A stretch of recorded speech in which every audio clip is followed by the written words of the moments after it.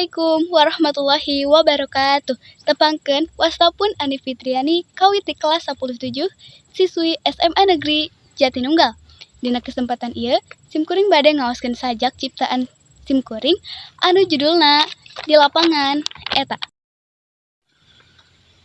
Di lapangan eta.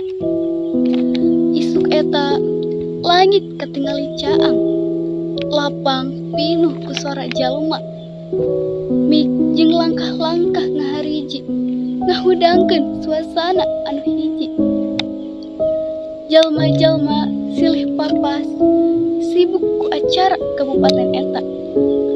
Sedengkeun kuring ngan cicing sabari ningali ka sakuriling. Tuluy panon eureun sakedap waktu ningali hiji jalma anjeunna nangtung di antara nu lainna jeung hate ngadadak teu biasa. Kuring nyaho ka dirina sanajan geus lila teu papada nyarita.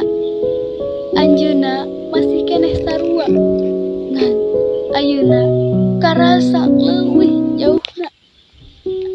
Teu aya silih sapa, teu aya kecap nu kaluar.